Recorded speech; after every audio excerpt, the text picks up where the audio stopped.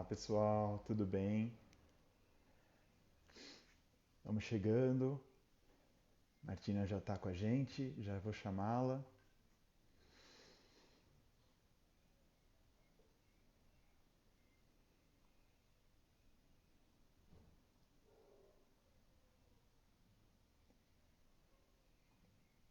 E aí, vamos chamar a Martina.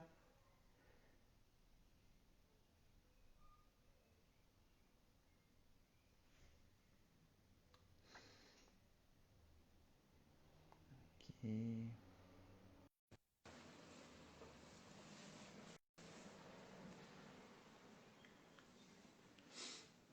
Bem, mais gente chegando. Hi, Martina. Hey, hi. How are you, Gui? How are you? So good to see you again. The same. I'm so glad to talk to you today and to everyone who's joining now. Thank you so much for joining, everybody. Thank you, everybody. Let me just say a few words, Martina, and then we can start uh, our conversation. Pessoal, primeiramente eu queria só agradecer, editor Olhares, por essa oportunidade, para a gente estar podendo conversar com a Martina aqui hoje. Obrigado, Júlia, obrigado, Pedro. Essa conversa vai ser em inglês, mas ela vai para o YouTube depois, e lá a gente consegue colocar legenda, então se alguém tiver uma dificuldade para entender alguma coisa, depois vai ficar um pouco mais fácil. E se você tiver perguntas, por favor, manda. Pode mandar em português, não tem problema. E aí vamos conversar aqui um pouquinho e qualquer coisa manda no chat, tá bom? Yes. Okay, I think now we can begin. Yes. Tá bom para você, Martina? See. Great. So, how are you? You just came back from a little vacation? Yeah, I was in Barcelona for a few weeks and I was working from there, like working a little bit less than normally. And today I'm doing a little bit of home office, so I'm completely alone Cool. with you. Okay. And everything's going well for you. Good to see. Good to hear from you again.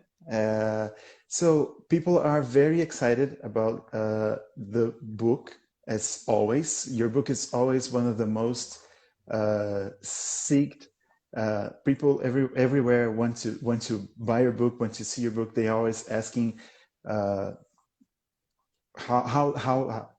can they learn more and well, where to learn more from, and we're always recommending your book because it's a great manual for lettering. And I think the first question that I have for you is, have you always wanted or dreamed about writing a book? Because it's such a special I don't know, accomplishment, to say the least. And it seemed like you put everything that you had in it. And I was wondering, actually, it was a question that came from a friend. Have you ever always wanted to write a book? Yeah, it's an interesting question. Actually, I felt that the book was a place where I could put most of the information. Actually, there's a lot of editing in a book and there's a lot that was left out. And I feel that I have so much more to share. And these Really? are, this is the reason why I continue teaching and teaching other people, because I feel that that's, what it's in that book is like what I feel are the foundations of lettering and what you really need to understand or sort of start understanding the world of letters. And on top of that comes your own, drive to produce work, to practice. But yeah, I actually, creating books is something I really enjoy. Writing is something I really enjoy. And I felt that doing a book was the best way to also share my vision in terms of what lettering is, or how to go about creating letter forms. And I thought it was like the best format for that. Cool.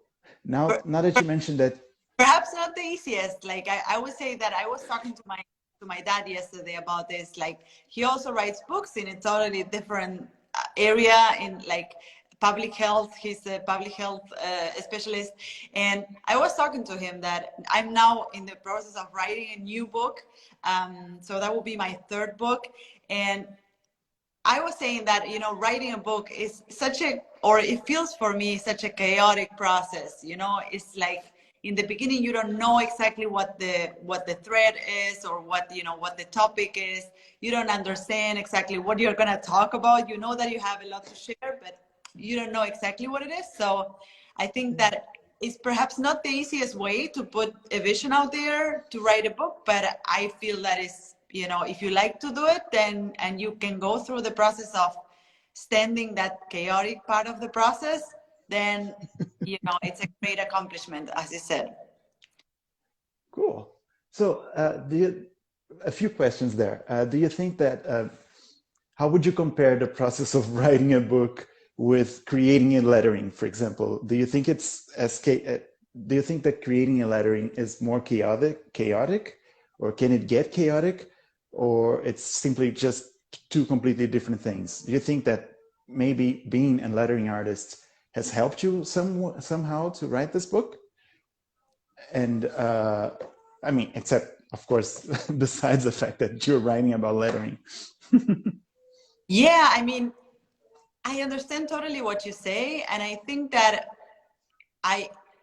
or something I would say to any creative who is listening right now is that you should work or put a lot of effort into developing a process. Like, your process shouldn't feel chaotic, shouldn't feel, you know, you should feel always in control of your process. And this is why, you know, in my book, The Golden Secrets of Lettering, I describe, or it's all about the process. It's all about like where to start, you know, how to get going, like where do you finish, when are you finished?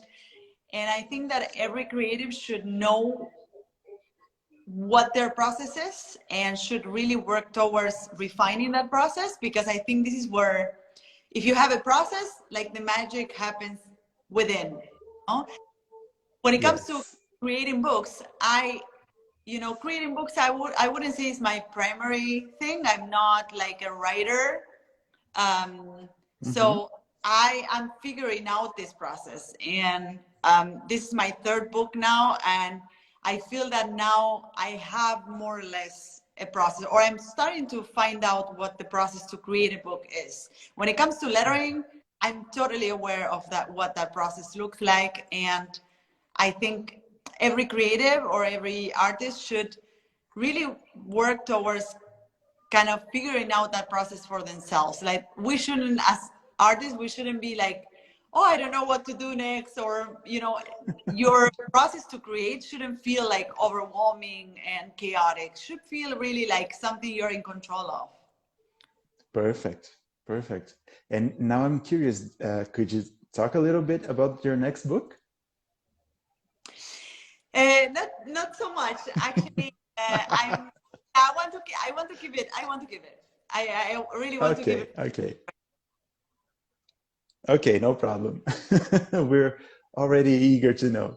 And how about teaching? I mean, you have taught a lot of classes, both in personal and now a lot of them online. You have your at least 2 courses that you open classes every now and then. Have you always did you seek to start teaching, or was it something that happened and you started enjoying it?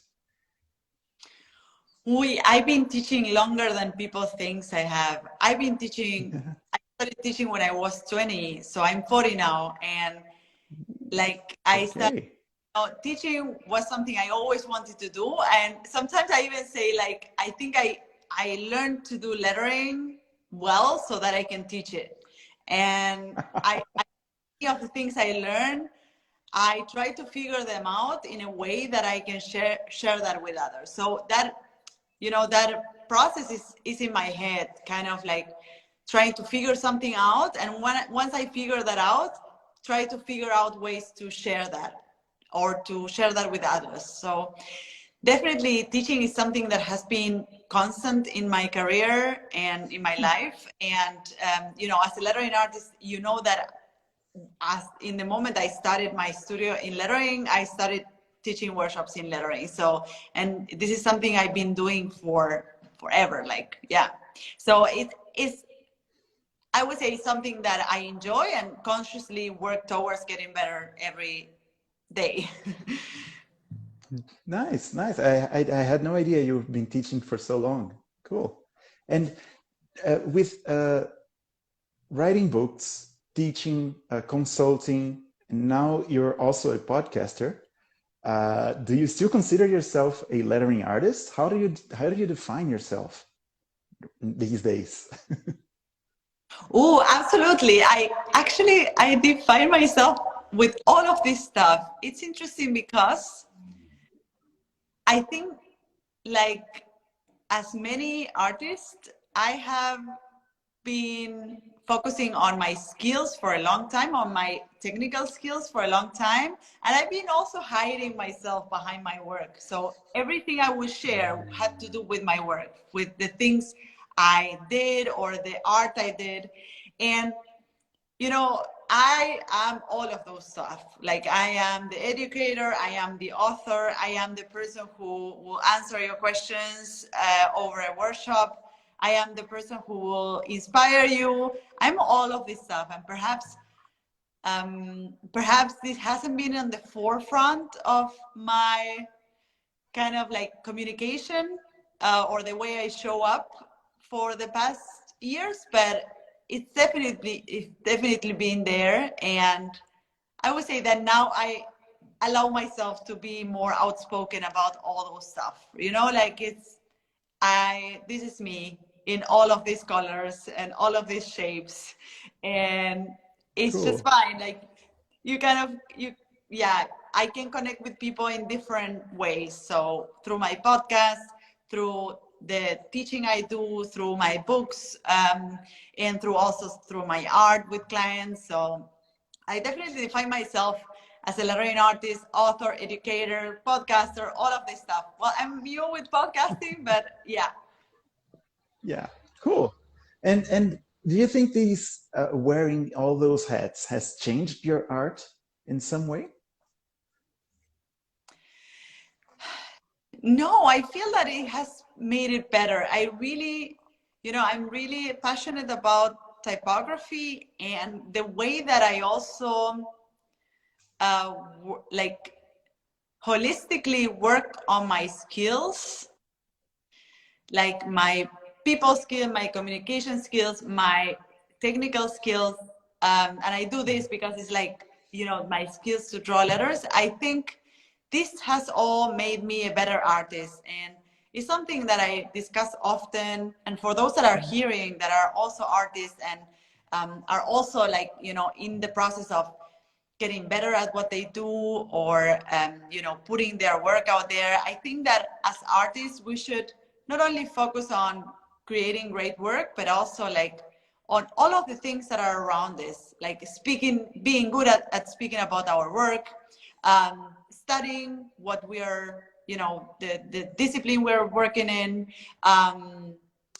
you know, kind of develop yourself as a person will make you a better artist and will make you create better work. So Yeah, I feel what you're saying because uh, about half the time we're explaining what we're doing or why we're doing something the way we're doing. So the better we can communicate and talk to other people, the better absolutely. professionals we're going to be.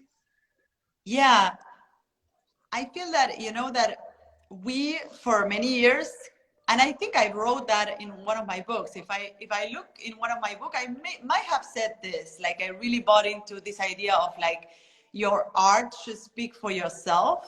But nowadays, I'm starting to realize that, well, your art is because you are yourself and because you have this history and because you are the way you are and you are interested in certain things and you speak to the world in a certain way. So actually you as an artist should be in the forefront of your work. And it's something I try to communicate to every artist that I speak with, or the people I coach, or the students I teach, is that, you know, your art should be a reflection of yourself, and you should be really kind of able to verbalize what you're doing, to speak about what you're doing, to understand what you're doing, and communicate it to the world.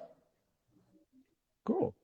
So I was going to ask you about how do you organize your day to day, your routine, because you're doing all those different things. But I don't know, I guess if you're doing this all, it's kind of natural in a way. So it kind of everything falls into place. Is that, would you say that? Or do you have like a one day for something or another day for something else? Like one day for podcasting, one day for coaching. How do you organize your days? Yeah, that's interesting, because I think that being productive is not necessarily, and I actually posted something on my stories right now about this, like being productive, not necessarily being super busy. I work few hours per week. I also have 2 kids, you know, like I like having my stuff going on. So it's like, not necessarily because I have a lot of output, it's because I work a lot of hours. And I also need to say that because I want to have that kind of lifestyle where I have a space in my life, I also, you know, sort of engage throughout the years. I also engage a team, so that nowadays I work with other people who are really engaged with my vision. And this is also something that, as a creative, and for those listening, it's something that you could already think about, that you don't need to do everything on your own, that you don't, because you are the artist and you're creating the art, you don't need to do everything yourself. And you can always like find help in other people and reach out to other people. And that will, make it easier for you, make you more productive as well.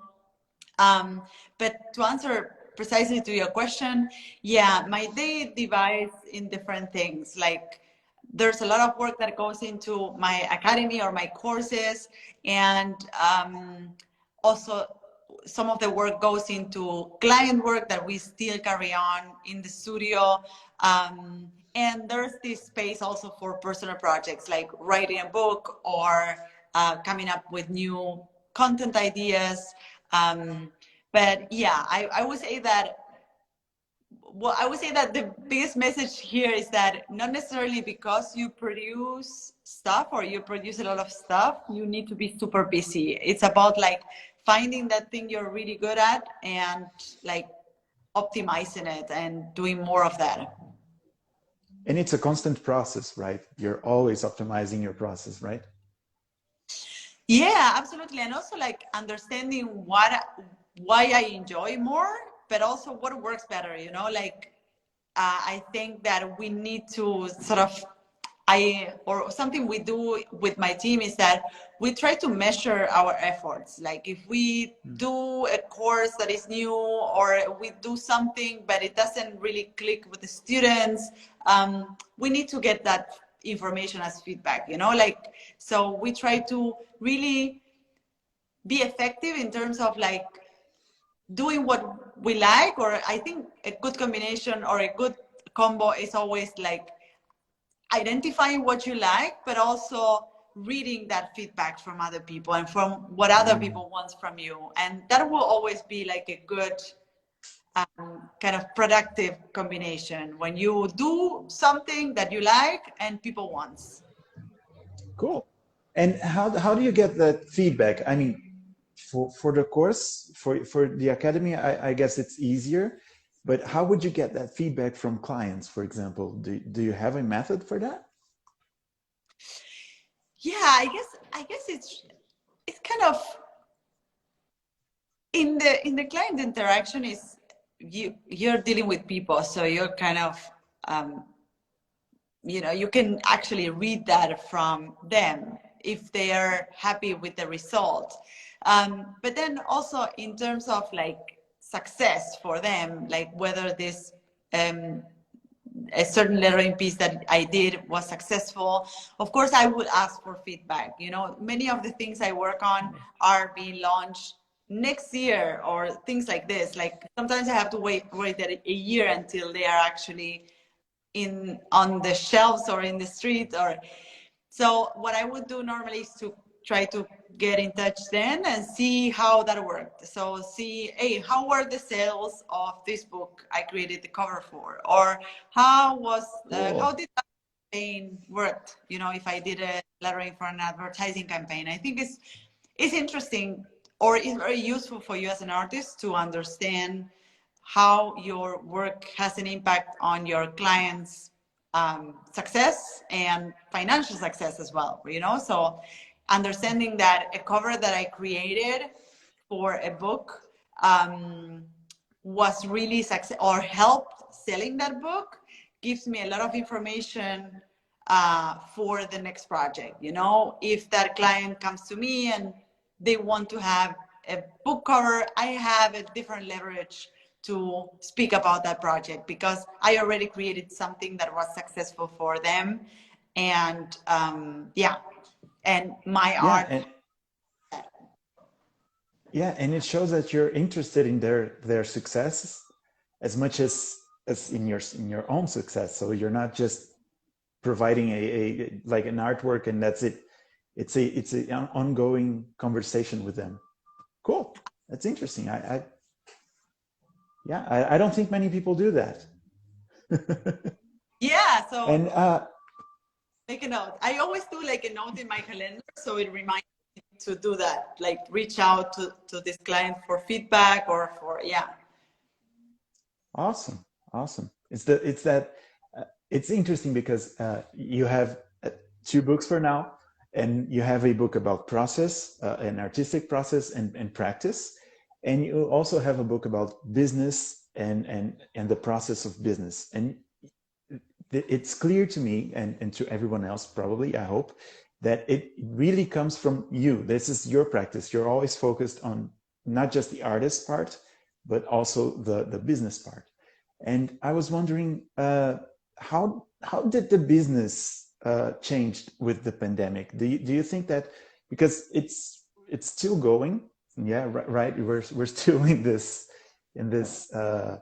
phase of our lives, and I don't know, maybe let's begin with one thing. Do you think that many people started doing, there are more people doing lettering now since the pandemic, or you don't think that has changed? And a second question would be, do you think that the business changed a little or a lot because of the pandemic? Yeah, I mean, just for those that are listening, I think you're speaking about this book. This is the book about lettering. It's also in Portuguese and in Spanish. Exactly. So teaches you how to create lettering from sketch to final digital artwork. And this is another book of mine, also in English. In Portuguese, it's called O Grande Salto. So, exatamente. So this is the book about business, or like creative business, right? So for those that don't know and are listening, so it could be that the pandemic pushed people to give it a go with some creative work. I think that, the pandemic gave a space for certain explorations that otherwise people would have been too busy or doing other things. And that time at home might have enabled some extra time for trying new creative endeavors now. But I don't have a measure of that. I always work with students, and I have offered workshops and online classes before the pandemic, and that was always like a regular stream of students like coming into my courses. Nice. Yeah, but definitely I think that the pandemic might have enabled explorations for people in different creative fields, and lettering could be one of them. When it comes to the business, a creative business is always changing. And if there's something I have learned throughout the years, is that it is important to create a business that is flexible and is really able to adapt to the circumstances. And I think that as personally, as a solo entrepreneur, and many of those that are listening that are freelancers, I think that one of the benefits of running like a very small business is that we have the capability to adapt to anything and to change very rapidly. Whereas a big company might not be able to just, pivot their focus, right? So, and I would say that personally, my business has kind of, definitely adapted to the situation, but still doing the same things. I think that the fact that my business or my creative business is based on different income streams. So I do, as I said, like I do my books and I do lettering for clients and I do, a podcast and I do all these online classes. So I do all of this and it's all me and I love it all. And it's all possible for me.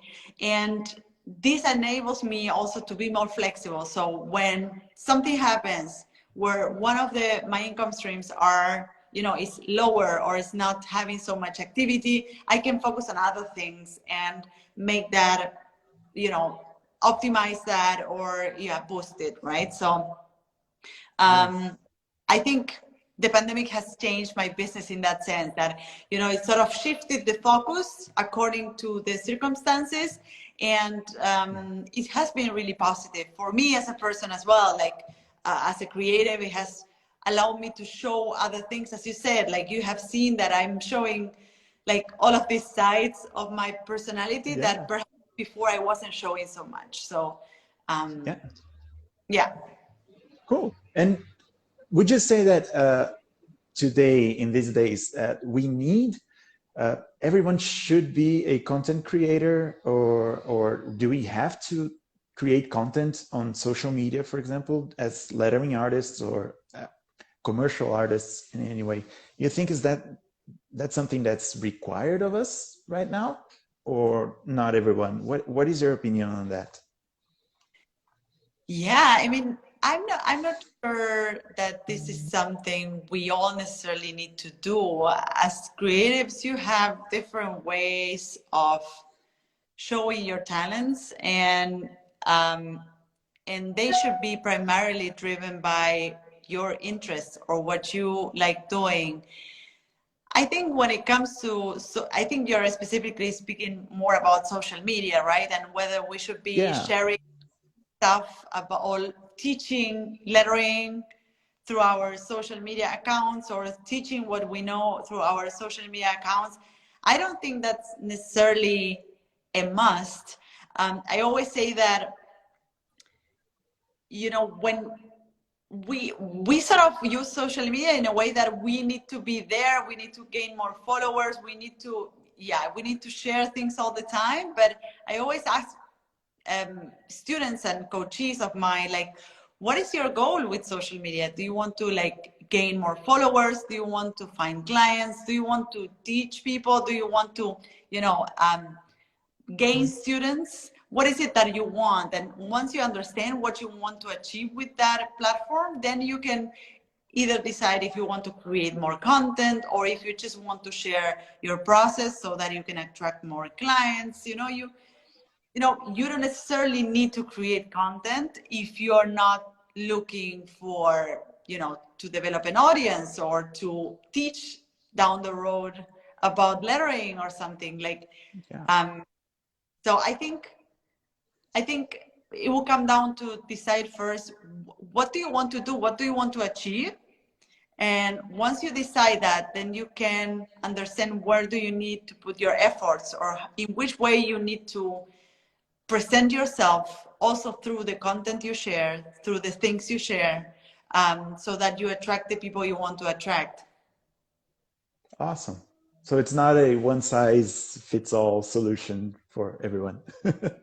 Not at all. I mean, not at all. That's why, like, I think that you know, sometimes we just try to emulate what others do, and then if we see other lettering artists like teaching lettering, then it's like, okay, since I do lettering, I should also be teaching lettering, because, you know, and it's like, well, but what is the goal behind it? Are you gonna, once they learn this, are you gonna teach them more in some other platform? Are you gonna, you know, are you gonna continue this people's journey in a certain way, or it's just about like doing what others do? Because, you know, what you do should help achieve your goals, and not, you know, just emulate what other people's goals are. Yeah, definitely. So, do we have time for one last question? Yeah, sure, we have time. Yeah. Perfect. I was wondering what you would say that is the most important thing for a lettering artist to become, I don't know, professional in a sense, or advanced lettering artist. What would you say is the most important thing, or things? I don't know. Yeah, I would say that there's a lot of things that are tied together. One of them is skill. I think I will always recommend a lettering artist to develop their skills through learning, understanding what they're doing, because as artists, the more we know what we do, the more confidence we have. And this is, you know, the confidence is like kind of our ultimate goal. Is like, is what really changes the way we present ourselves to the world. It changes the way we charge for our work. It changes the way we talk to other people and engage collaborations. So starting with your skill, or starting by feeling confident about your skills, will make, you know, will sort of manifest in a lot of things, you know. So if you want to really, I would say that if you want to thrive as an artist, I would start there, kind of like building confidence around your skills, learning more, getting expert at what you're doing, and you will see how your confidence starts to grow when you understand what you're doing. This confidence will allow you to like show up different to the world, and, you know, believe that you're that artist you want to be. Yeah, and it comes back to that thing that we talked about, that you're always communicating your work. So if you have more confidence, you will communicate better as well. Right? Absolutely. And confidence is magnetic. Confidence is something everyone wants to be around. And, you know, if you go to the doctor and your doctor is not confident at what they're prescribing, you won't go back to that doctor. So the same is with art. If you commission an artist that doesn't speak confidently, or doesn't communicate their work confidently, you don't feel confident about the work they will be delivering. And I think that goes both ways. If you don't feel confident about your skills, you won't communicate it in a confident way. So it's really a cycle that starts with developing your skills, right? Yeah, makes perfect sense. Awesome. That I wasn't expecting that answer, but I loved it. Thank you so much. Thank you so much, Gui. Martina, would you like to say something else? Some last words for now? Well, I really appreciate that everyone was in the live today. The last thing I can add to this is that the both books that we were talking about today, the Golden Secrets of Lettering, which is Os Segredos do Lettering, I think in Portuguese. Os Segredos de Ouro. Yes. De Ouro. Os Segredos de Ouro, isso. Yeah. This one, And this book, like The Big Leap, which is in Portuguese, Gui, O Grande Salto. O Grande Salto. They're both available on Editorial Olhares. And yeah, if you want to learn lettering, the first one is like the book to develop those skills. And the second book is this one is more about like the business and how to get started with the business and scale your creative business as an artist. So, and do you plan to open, one last question, do you plan to open another class for the seminar? Yeah, so I have a lettering seminar, which is like a complete lettering course and a training, which I open two times a year, and I take students in so that, and I train them throughout 6 months. And 6 months? Yes, so we have coaching calls or like studio hours throughout 6 months, and I kind of walk them through the process of creating lettering, and they create like a lettering piece or several lettering pieces throughout the course. And we have an amazing community as well of peers and other lettering artists. So this course is open. So we open registrations on April, and now we are opening registrations by the end of October. So if you're interested in this, you can go to theletteringseminar.com. I will write it on the chat then later. Yes. Yes, and if you're interested in lettering, I will be waiting for you in this course. Awesome. So it's I'm writing right now, the lettering seminar. Seminar.com. Exactly. Let's see.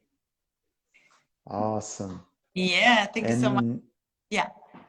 Thank you very, very much, Martina. It was, as usual, it's great talking to you. Thank you so much. Thank you for all the work that you do, and so much great content from your newsletter and your YouTube channel and your Instagram with all the tips and all that.